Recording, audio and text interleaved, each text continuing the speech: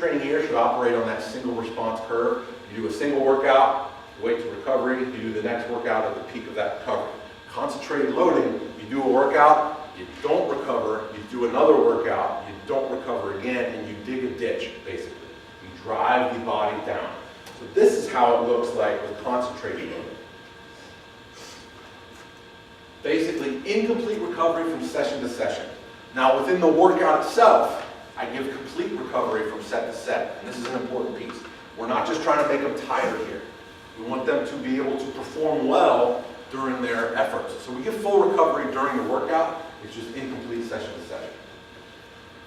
I want to talk a little bit about concentrated loading done wrong, and this is ironic because I just tore my pec a couple of weeks ago again, but in the early 2000s, I was doing a concentrated loading protocol for bench press, and I freaking exploded this pec. My training partner and I, we were wanting to plan a training cycle where we're just like, oh, we want to jack up our benches, like get them huge. He was like 165, and he benched, I think, 345 at the time. And so the plan was, I wrote it up in my head. I was like, all right, we're going to concentrate loading. We're going to drive this big result. We're going to create fatigue, and then we're going to recover. There's going to be a 6-week concentrated load. Week 7 was going to be, we're going to do sweet fuck all, and just rest and eat. And then week 8, we're going to smash, Hulk smash on a big bench press. You guys want to see the program? This was 6 straight weeks of this every single week. 6 days a week of pressing. Monday, close grip bench, 12 sets of 1 to 3. Tuesday, behind the neck press, 10 sets of 4 to 6. Wednesday, incline bench, 6 sets of 5 to 7. Thursday, ultra wide bench, 5 sets of 4 to 6. Friday, dips, 10 sets of 3 to 5. Saturday, dumbbell bench, 4 sets of 10 to 12. Think we were driving fatigue here in the pressing muscles? Sure as shit was, right? Basically, it was 47 work sets per week for upper body pressing for 6 straight weeks. 3 of the sessions a week were above 90% of 1 RM. 5 of the sessions per week were above 80% of 1 RM. I wasn't fucking around, I was serious, all right? Well, I completely exploded my pec. Now, it wasn't completely useless though, because my training partner ended up doing the plan as prescribed, and he put 60 pounds on his bench in 6 weeks. He benched 405 at 165 raw. Well, it worked, but so either you tore your pec or you said it. Roll the dice. So looking back, basically, if I were going to do this in the future, what I would do, I would either do the same thing, but make it just 1 to 3 weeks total. Maybe even just 1 week, like 1 hard week, maybe 2. Yeah? What week did you tear? It was the last set of the last workout. Well, no, it was on Friday. It was dips. It was my 10th set of dips. Saturday was just dumbbell press, so I got over the 210. But last set of dips, and I called it too. I said, because I felt like shit, my performance was way down. I was down like almost 100 pounds in what I was dipping several weeks prior. And I said, man, I feel like shit. I want you to call me a dumbass when I pull my pec off on this set. And it was literally right as I got to the dip bar, and I went down, and it just like sounded like Velcro. And his eyes got real big, and I was like, shit. So, yeah, it was the very end. So, modifying, let's say I was going to do this again. I'm not, but let's say I was. I would do it for I'd probably do it for 2 weeks. Okay, 2 weeks would be enough, I think, to drive the fatigue we're looking for. Another thing I would do, or I could do, would be to drop the volume. Instead of doing all those sets, maybe I would only do 1 set per day, or cut out some of the sessions. So that's concentrated loading done wrong. Now I'm going to talk about concentrated loading done right. This guy on the left, Yuri Verkhoshansky again. This guy on the right, Adriano de Souza. He was one of our assistant coaches at Miami for volleyball, for women's volleyball. And he was a pain in my ass. He came in every day, Ryan, I think we could do this, and we could do this, and we could do this. And he had a bunch of ideas, but he was just so scatterbrained at the time. Now, we had several horrible years in a row, like playing-wise. And finally, the head coach, he was the assistant. The head coach said, all right, you can do your plan. Because he had been bugging her about this plan from Brazil. He's from Brazil. Well, it turns out AD was a coach of the Brazilian national volleyball team. In case you don't know, at the time, they were badasses. They were amazing volleyball players. And back in the day, guess who was the doctor in charge of the Brazilian national volleyball team? Yuri Verkhoshansky. So AD brought to Miami, where I was coaching, I was the strength coach for the volleyball players, brought to me the exact protocols that the Brazilian national volleyball team used with concentrated loading for their teams. So after several shitty years of volleyball, the head coach was like, I guess we gotta try something new. So she let this guy take the reins, and he came and met with me. We sat down, we looked at every single match. We went match by match and said, you know what, we need to be performing well on this day. This day, you know what, we could be tired. And so we planned concentrated loads during the season. People thought we were nuts. We would show up, I would pack barbells, plates, and portable squat racks on the team bus. We would go in on match day. It would be a match. The girls were going to be playing in 4 hours. We'd go out on the floor, I'd set up the squat stands.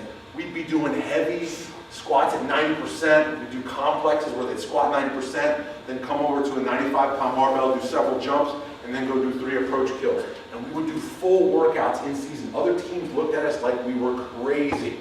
And a lot of times, some of those matches we lost because we were tired. But it was with a big picture in mind. We wanted to peak at the right time, and we wanted to be ready for the right matches. And it worked. We kicked ass that year. We beat Ohio University, was nationally ranked at the time, in the top 10. We dusted the floor with them twice in that year. We won the MAC conference. We went to the NCAA tournament. The girls, in our testing, the girls peaked right as we wanted them to peak for the tournament. And how do we know? We tested vertical jump and grip every single day. Those were our readiness tools. The girls would come in, we test their vert, test their grip, and that would give me an idea of what their fatigue levels were like. It separated systemic fatigue from local fatigue. Okay, so if let's say a girl jumped poorly, but her grip was really good, that would tell me that her nervous system was okay, her legs were just tired. So we would still do some type of neural work for her, just maybe upper body. But we tested this stuff every day, and it was amazing. We peaked at the right time. So when we talk about concentrated loading, we have to talk about load categorization. Can you back squat with a barbell every day and make progress? Matt, gun to your head, what could you double right now in a straight bar back squat? What's you? Gun to your head, right now. 785 to 810. Okay, cool. Strong guy. Pretty strong, right? 785 to 810. Do you think you could straight bar back squat every day and make progress? Fuck no. 7 days a week? Fuck no, right? Now what if I told you that 6 of the 7 days per week was just empty bar, 2 sets of 20? Yeah, I mean, I would do that. You do that anyway, right? That's your GPP, right? Yeah. So that's where load categorization comes in. Not every load is the same, right? So when we prescribe concentrated loads, we have to identify what exactly we're trying to do. And I put it on a pretty simple system. Level 1 through 5. You have restorative load, or a load that you can recover from almost immediately. You have a maintenance load, which is enough to maintain your current ability, but it's not going to drive progress. You have a standard progressive load, which is what most people would consider a workout. A large developmental load, which is like ball kicking workout, and then extreme developmental, which is like borderline stupid. Okay? And these are just some examples. For someone that squats 500, a level 1 workout might be 2 sets of 20 kettlebell goblet squats. A couple sets on Matt's belt squat machine, which is fantastic, by the way. Level 2 would be 3 doubles at 300 pounds, about 60%. That'd be something that would retain your ability, but it's not going to drive progress. Level 3 would be just like a basic workout, 5 sets of 5 at about 85%. That's what a lot of strength coaches would prescribe as a progressive workout. And the key here, the big switch over here, when we get to level 3 and above, it's going to require 48 to 72 hours recovery before you're able to complete that workout. Large developmental, 8 singles at 90%, 5 sets of 5 at 75. That'll kick you in the butt.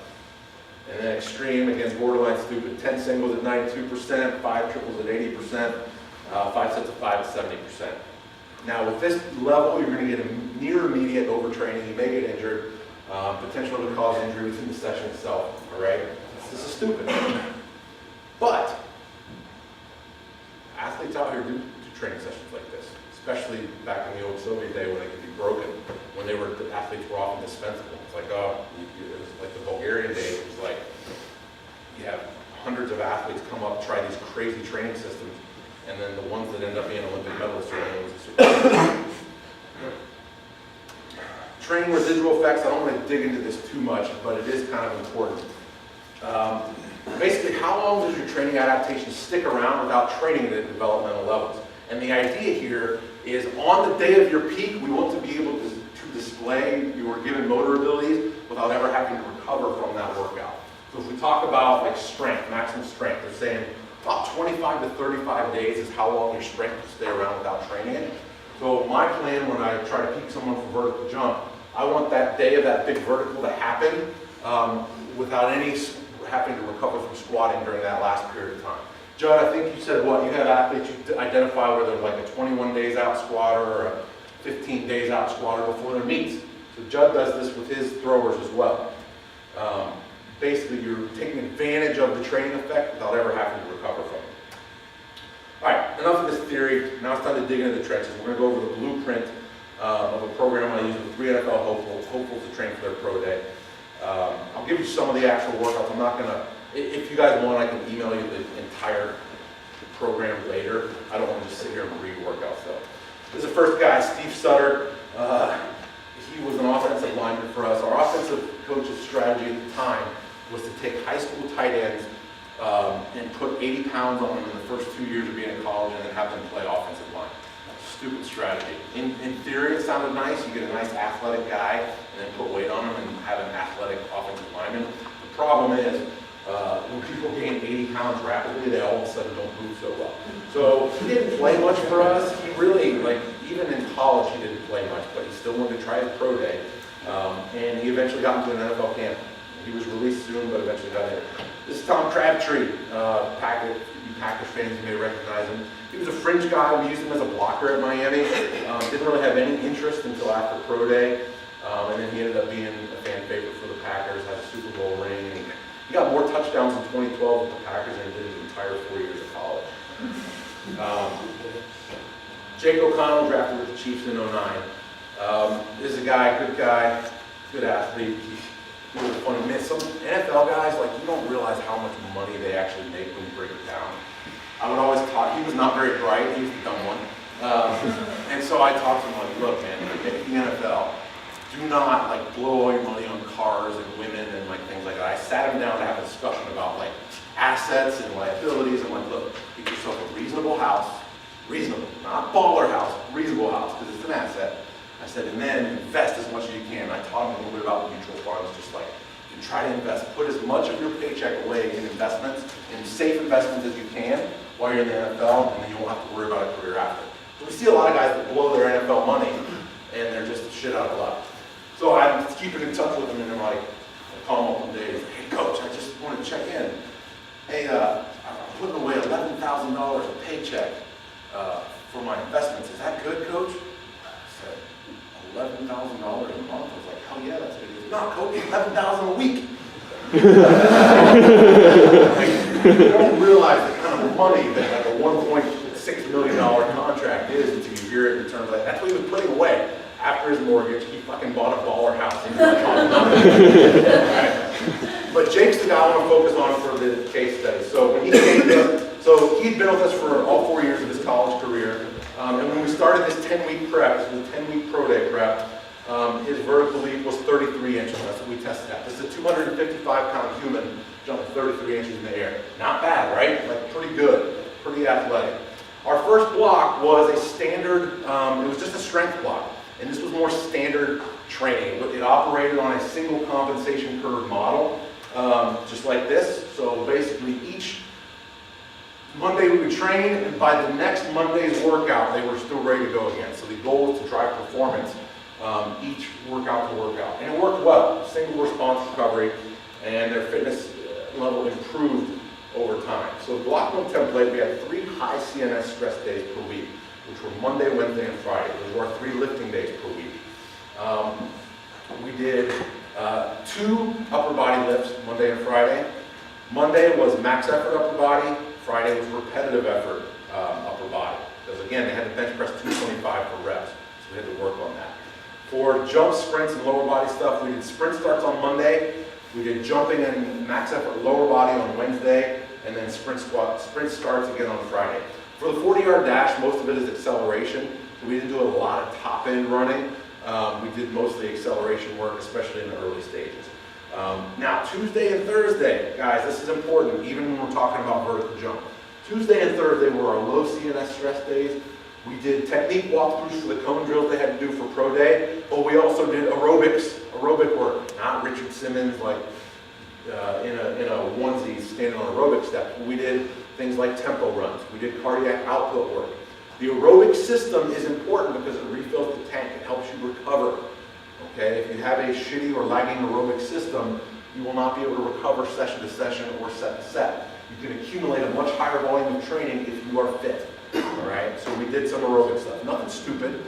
Sample aerobic workout might be 2 sets of 10 40-yard tempo runs, about 75% speed, short rest between, and we didn't want them to go lactic. We wanted no lactic acid. Here's an actual workout.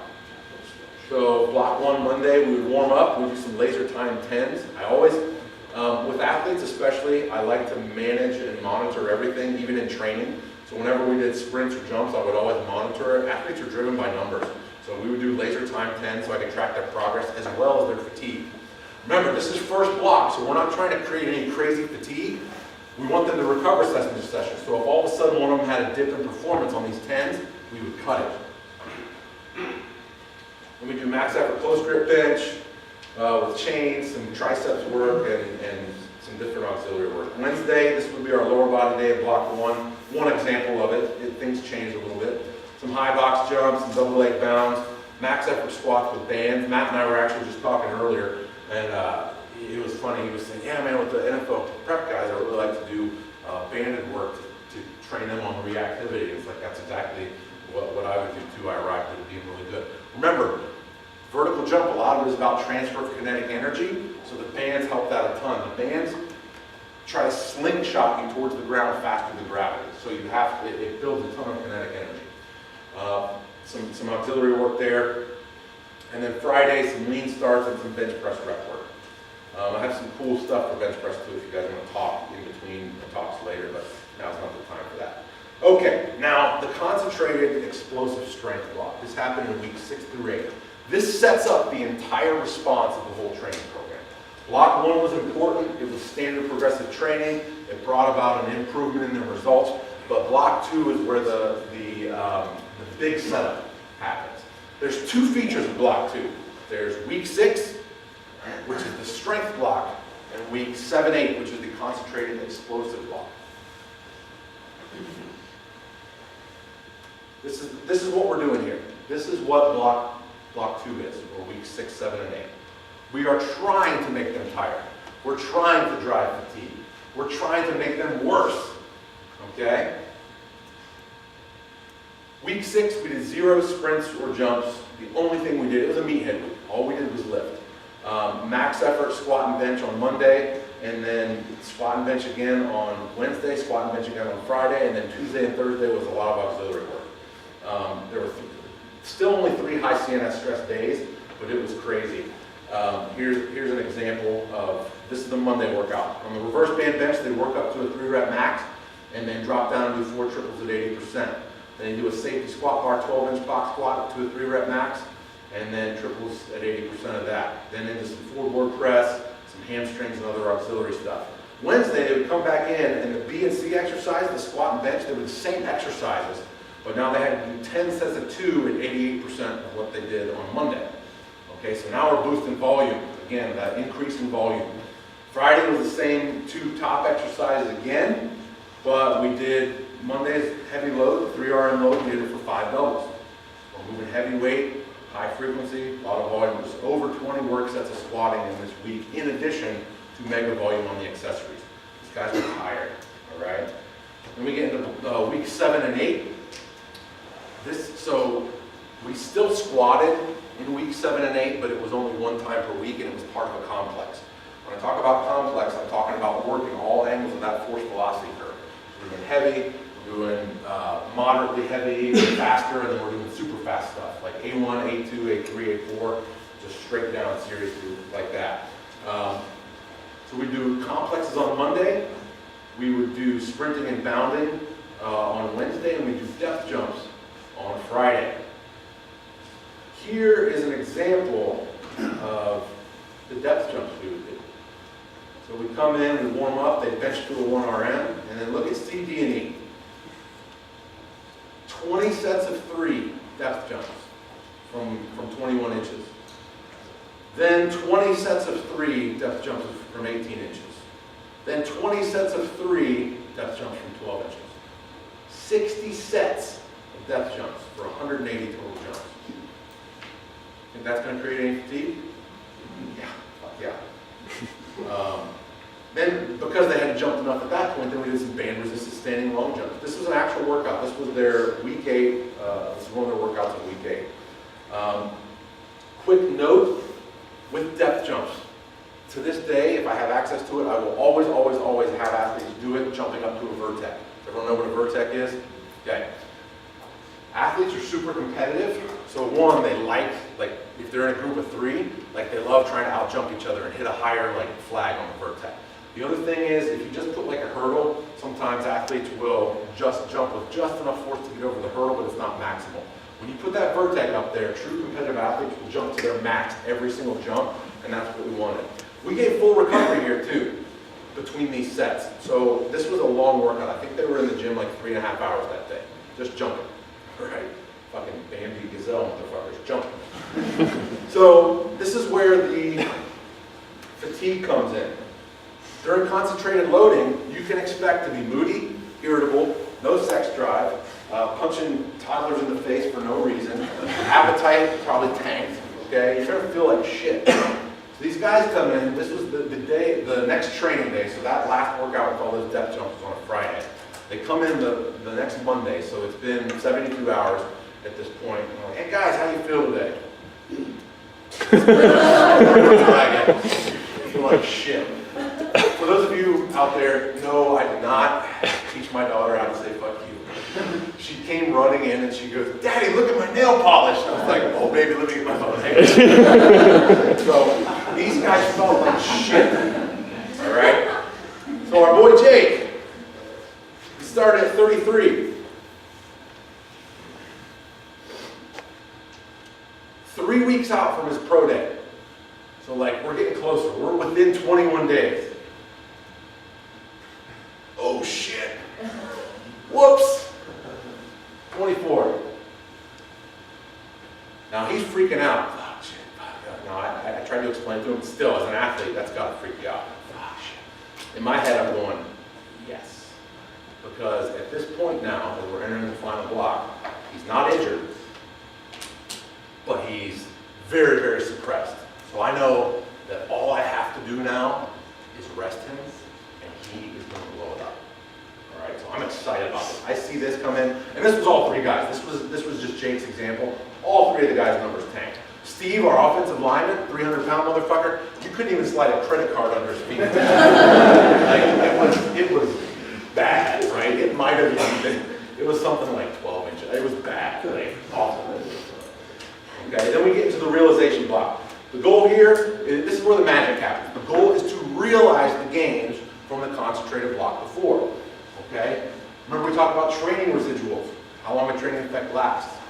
We want the peak to happen under the umbrella of the training residuals from the previous block.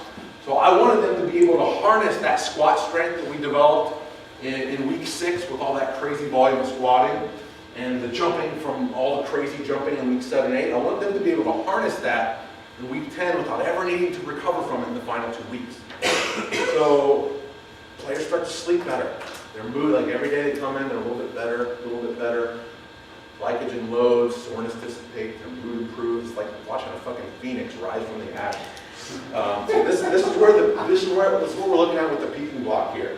And our last squat for all 3 guys was done 18 days out. The last developmental loading volume was that workout I showed you with the depth jumps. It was 14 days out.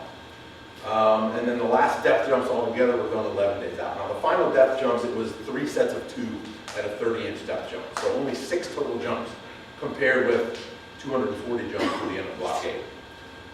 The last CNS stimulation was done 4 days out. So this was the last workout they did. This was 4 days out. Came in, they warmed up. They did 2 maximal 10 laser time 10s, just quick and snappy.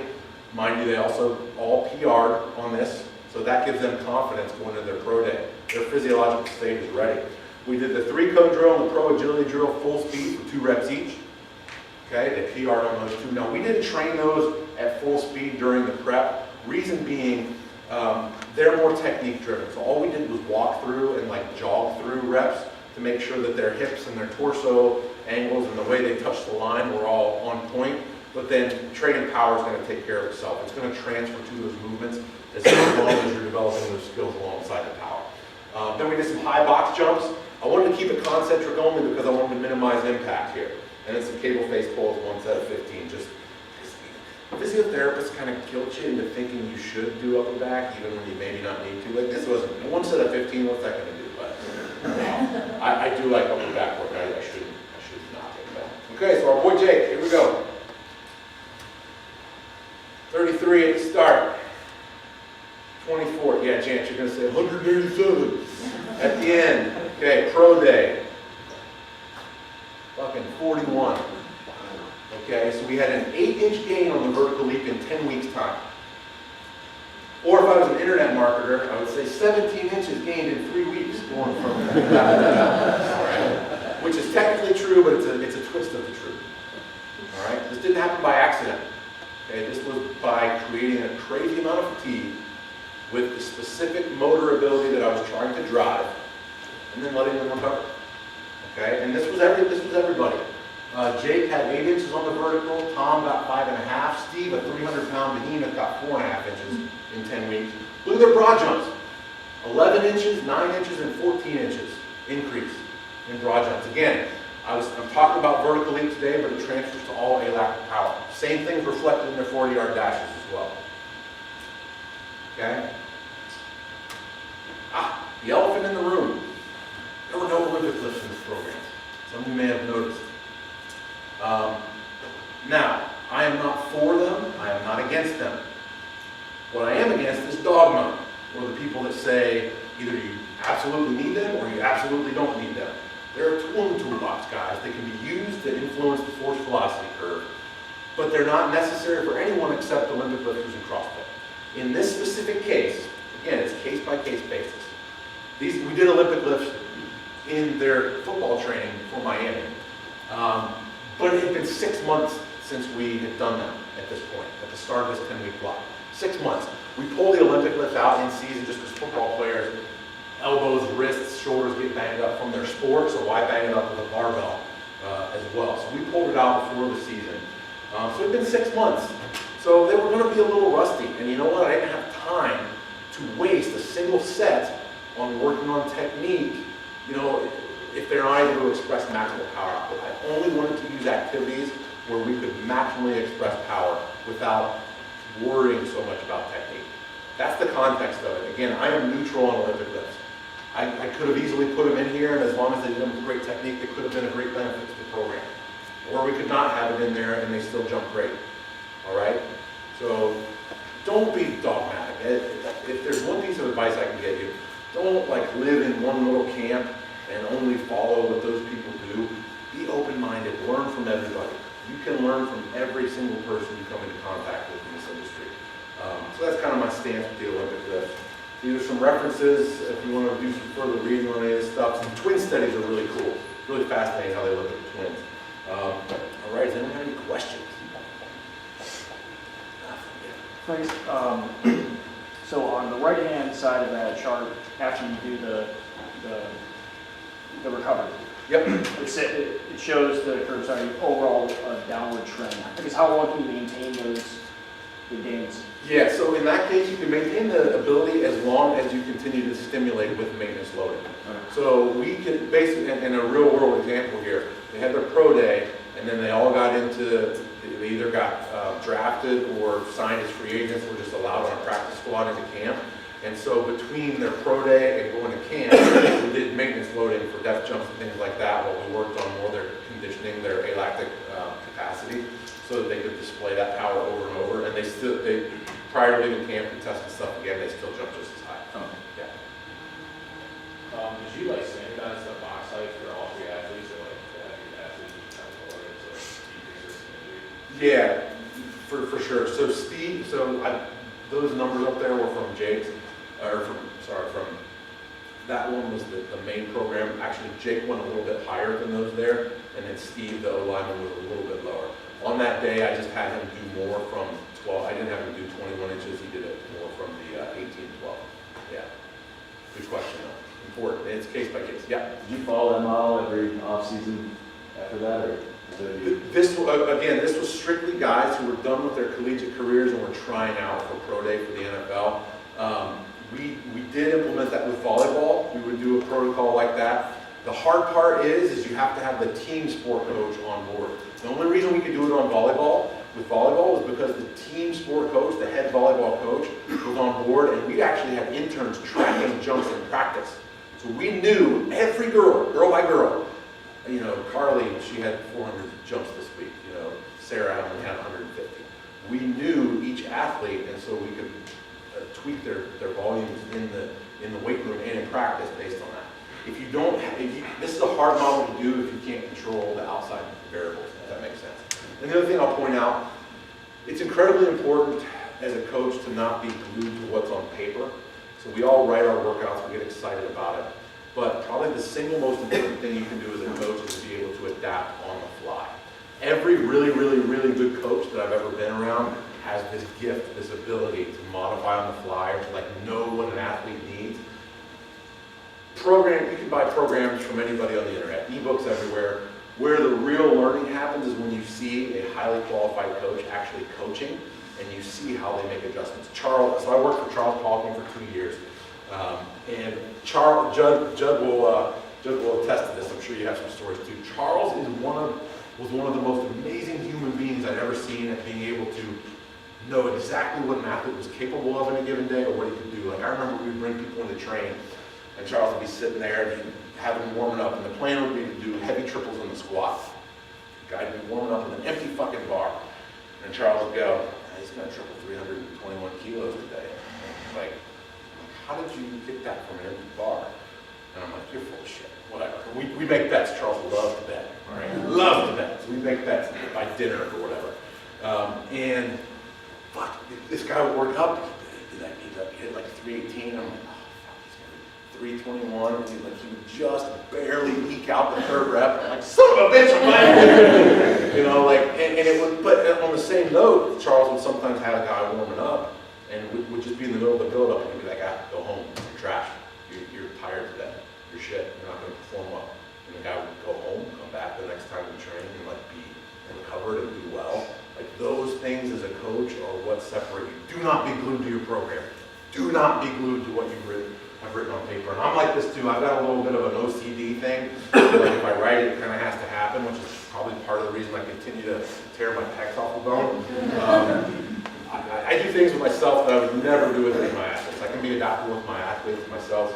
I'm not, and that's why I fuck up all the time. But be adaptable, make changes on the fly, listen to your athletes, pay attention with what their bodies are telling you. Okay? Yes? How would you adapt this to an indoor and outdoor season for a high jump, long jump? Yeah, you definitely can. The thing is, what's cool about this is it's short. This type of periodization could be called a compressed linear model. So whereas going through all the like strength phase and power